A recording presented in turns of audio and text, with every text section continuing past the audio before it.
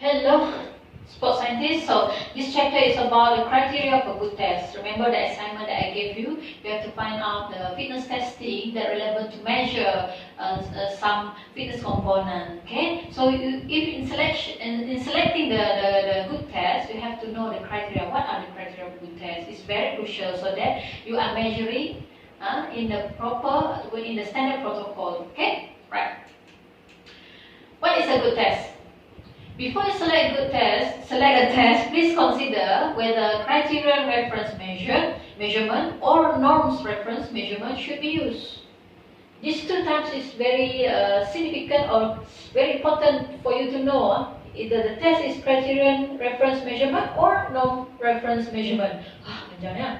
So, and the second one is consider the criteria for determining good test will be the validity. Is it the test valid? Is it the test reliability, and objectivity and administrative feasibility?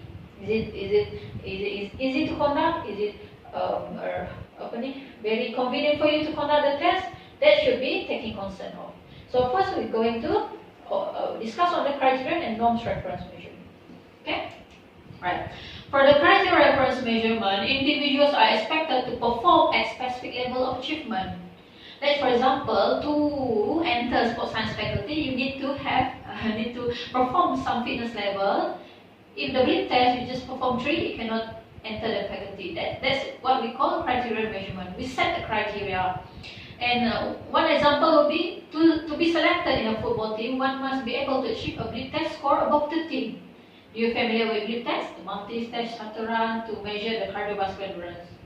If that athlete is unable to reach that level 13, then they are not being recruited in the football team. Harimau Melaya rasanya 15 above, I guess, right? So the criteria set. The test is it criteria measurement, right? This is an example. Big test level results. This is I think it's football. Still football. If it is 13 and above, very high fitness level, then you will consider part of the team of football. If it is less than 13, 12 and below, even 12 is quite fit, because of the criteria measurement, criteria reference, so therefore the athlete will be not part of the team. So it's criteria sahaja. Even though it is in category good, it's still not tidak layak to be part of the team, right? So do you understand? Second one, norms reference measurement. The norms is to interpret each individual's performance on a test in comparison with other individuals' performance. Comparing. Norms for tests are usually plotted by gender, weight, height, age, or grade level. This is an example, 1 minute push-up test. If you look at it, it is norms by age. And this is for gender, male and female. It is considered excellent if you are under 29 and below, and you perform 54 reps for 1 minute. Excellent. But if you age 30 and 39, you'll be considered excellent. You can perform up to 44 repetitions. So the norms, ikut normal maksudnya based on the age. And the older you get, the fewer the reps, but it's still in excellence. This one is for male, and below is for female. Norms. This is based on norms. It differs in gender, can be age, and it can be different in type of sports. Okay, right? Next one will be second, how to select a good test. Validity. Is it test measures what it claims to measure? Valid. It measures what it claims to measure. If the test is valid, it measures what it claims to measure. If a test designed to measure agility, kelincahan, it should accomplish that objective. The validity coefficient is determined through correlation technique. Adalah pengiraan the R value. Is valid or not? The closer the R value, we'll look at the calculation in the next lecture. If the closer the R value to 1, the highly valid the test. Is the test valid or not? If you are familiar with several types of agility tests, it should measure agility. Then it will be considered as valid test, right? So this one, the two tests, type of agility test, are very familiar to us. Illinois agility test, and second one will be T test, T-run, lari kiri kanan, backward, to measure agility. In a study, ada satu research ni they conduct. Which one is more valid? Is it these two is valid to measure agility? Ramai kan orang pakai agility tiran dan Illinois. So they conduct research. Then they compare. Paper ni adalah in this paper. We'll take a look at it. Factors affecting validity. What are the character of the individual being tested? If this test study 2, agility is for football, rugby players, so it's valid to be tested on them. But if it is among netballers, I'm not sure it's related, then it's not valid for netballers. Okay? Right, experience, age-wise, and gender, and then to whom the test was validated. Reliability, factors affecting validity will be reliability. Test must be reliable to be valid, easy. And administrative procedure. Validity will be affected if unclear direction are given. Yes, you are choosing agility Illinois test for agility, but the instructions, how many repetition, how do you ensure that they are performing at their best? Agility kan perlu pantas kan, ada tak warming up, benda macam tu. It will affect the validity even though you are choosing the right test. So that as a fitness tester, not fitness tester kita ni suppose we need to know the protocol. Apa yang kena buat to ensure that the test is valid. Right? The third one, a good test will be reliable if it consistent. Reliable maksudnya consistency. Okay, hari ini test, esok test sama aja, consistent. Okay, regardless number of time.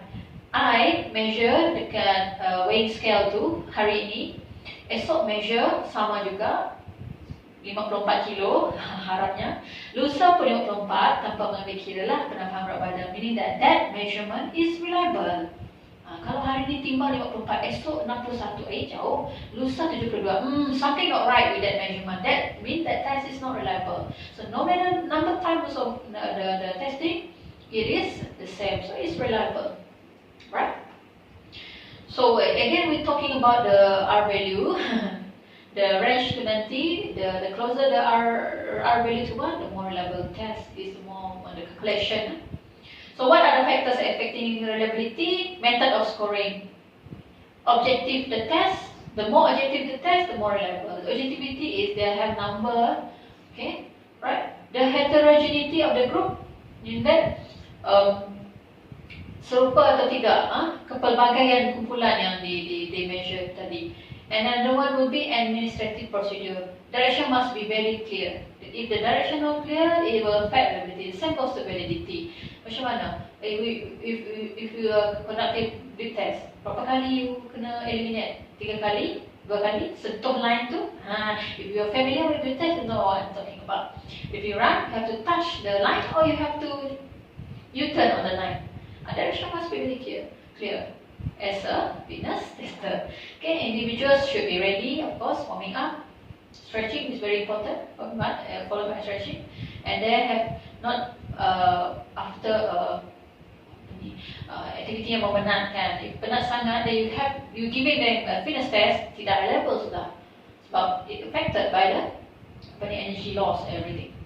Okay, motivated to do well, of course. And therefore perform tests in the same way. Testing environment should be favorable to good performance.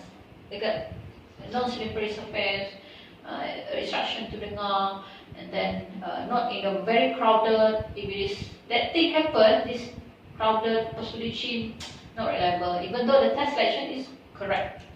Okay. So this is try to illustrate to you. Test public test in day 1, consistency. We're talking about consistency. It is reliable if the test is consistent. Day 1 and test again day 2, we interval 3 days. Will you obtain the same score? If you obtain the same score for this big test dalam hari pertama dan hari kedua dalam jarak masa yang 2-3 hari, if the same score obtained, that your test is valid.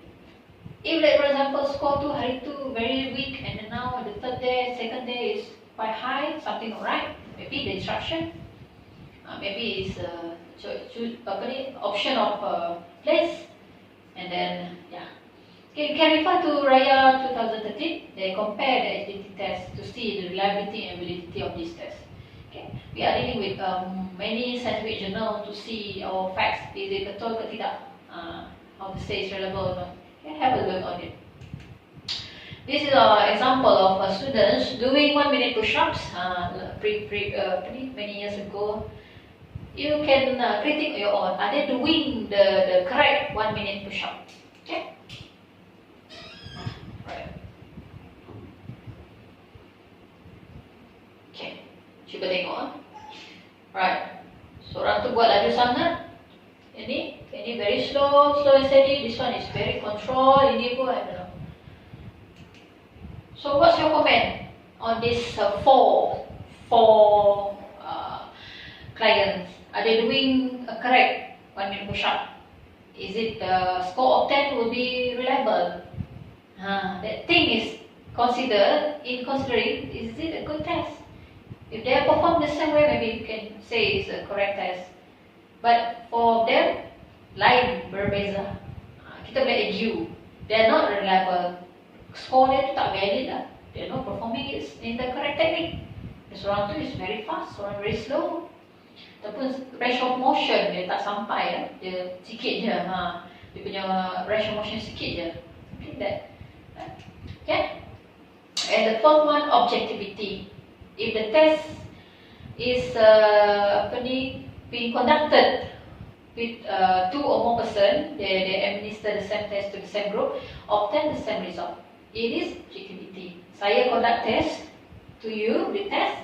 Orang lain, lecturer A, conduct test to you, sama result. Maksudnya, the test is objectivity. It means it is a good test. Kalau saya conduct yang sama, dia conduct yang sama, result lain. Something not right with that. So, objectivity indicates a good test. Right? Example of it, true, false test, multiple choice, and then, but this is special of sports. Judgment of the quality performance in gymnastics, diving and figure skating are not objective. So, kalau you nampak dekat Olympic kan, dia punya skor pada berbagai panel macam-macam tapi dia accumulate at the same range. Even though it's very subjective, yalah saya nilaikan ataupun dia nilai lain, saya nilai lain. You can see the pattern. Kalau dia betul-betul bagus, dia buat dekat dengan 10, 9.1, 9.8 macam tu. Tak ada dah 5 pasal 10, no. The panel is very expert lah. They have the same agreement. Walaupun it's not really objective. Okay? Right. Another one, how to consider a good test will be administrative feasibility. If 2 tests are fairly equal in validity, 2 tests tu dah pilih valid lah, betul lah, punya tu objectivity pun ada, then you should choose the cost. Is it easy? Is it cheap? Expensive to conduct? Time, di mana? Bila tu? Ease of administration, senang ke nak conduct? Is it easy for you? And scoring, how to score it? Do you know how to score it? And do you have the norms to that test? This thing should be considered. Because if it is, one of it is very difficult for you, so then you have to consider many another types of fitness tests. Kalau in our faculty, I would love to say that VO2 max to measure cardiovascular endurance is very valid and reliable. However, it's not very cheap to conduct, and we don't have it. So the best thing we have is multi-shuttle run test or the yo-yo run. So in selection of tests, you have to know the options, how to conduct it, betul ke tidak arahan tu, and then you make your own homework, which one is the best one, right? So in conclusion, do you know how to conduct fitness test? Right? The criteria of good test depends on these 4 criterion: norms reference, is it criterion-reference, is it valid, objectivity or reliable, and administrative feasibility. That thing. Alright, thank you.